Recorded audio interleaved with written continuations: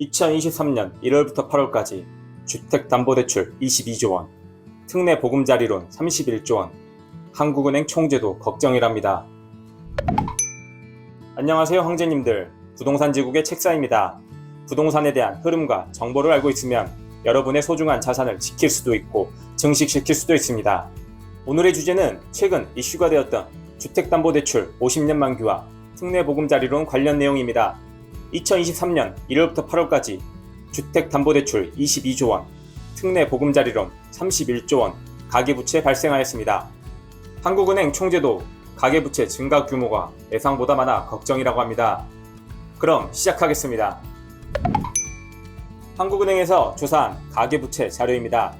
지난해 2022년 4분기, 2023년 1분기, 2분기 연속 가계부채가 줄었는데 2023년 2분기 9.5조 원 갑자기 증가하였습니다.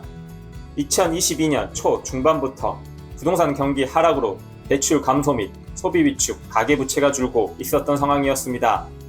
2023년 1분기까지도 가계부채는 줄고 있었는데요. 이 시점 하락장에서 정말 좋은 타이밍에서 매수하신 분들도 계십니다. 거래 건수도 많지 않았기 때문에 가계부채에는 큰 영향은 없었습니다. 부연 설명으로 서울 아파트 거래량 보시면 23년 1월 1412건으로 전월 대비 578건 증가로 많아 보이지만 과거 서울 아파트 평균 거래량 5,000건 시절을 생각하면 아주 못 미치는 수준입니다.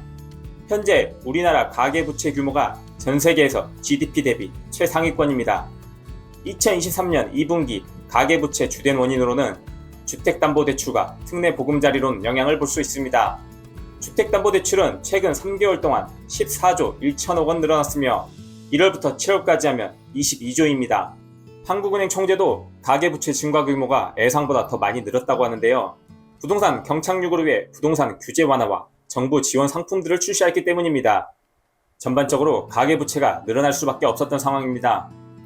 특례 보금자리론의 경우도 정부에서 9억 이하 아파트에 대해서 소득 수준 상관없이 최대 5억 원까지 고정금리로 대출 가능한 상품을 출시하면서 불씨를 당기기도 하였습니다. 특례 보금자리론 8월 말까지 신청액 수가 31조 원가량입니다. 2024년 1월 29일까지 시행한다고 하였기 때문에 이 수치는 내년 1월 말 돼야 알 수 있는 상황입니다. 2021년 주택금융공사에서 처음 40년 만기 상품 출시했는데 2022년 8월 10년 더 늘려서 50년 만기 상품을 만들었습니다. 일반적으로 주택담보대출 받을 때 대체로 30년 만기를 많이 하는데 50년으로 하면 대출 만기를 늘림으로써 DSR을 피해가게 됐습니다. 그리고 최근 말도 많았던 50년 주택담보대출까지 터지게 됩니다. 올해 7월부터는 시중은행들도 50년 만기 상품을 내놓으면서 7월 말 8,600억 원대에서 2조 8천억 원으로 늘어났습니다.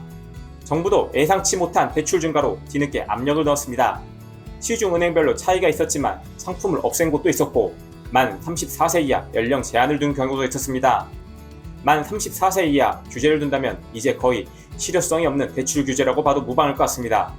정부에서 대출 상품 규제를 한다는 것은 더 이상 가계부채를 막겠다는 이유입니다. 현재 보고 계신 영상이 마음에 들었다면 구독과 좋아요 부탁드립니다. 시장에서 매우 반응이 좋아 뒤늦게 50년 상품 출시했던 보험사와 생명사들도 타깃이 되었습니다. 결국 8월 31일 기사 하나생명 50년 만기 주담대 판매 중단까지 나왔습니다. 기사 보니 삼성생명과 삼성화재만 두 곳만 남았다고 하는데 조만간 판매 중단 예상합니다. 주택담보대출, 특례 보금자리론으로 대출 늘어나고 있는 상황을 보면서 조금 과도하지 않나 라는 생각을 하였습니다. 예전과 다른 저금리가 아닌 시대에서 만약 다시 부동산 냉각기가 왔을 때는 어떤 현상이 펼쳐질까 하는 우려가 되었습니다.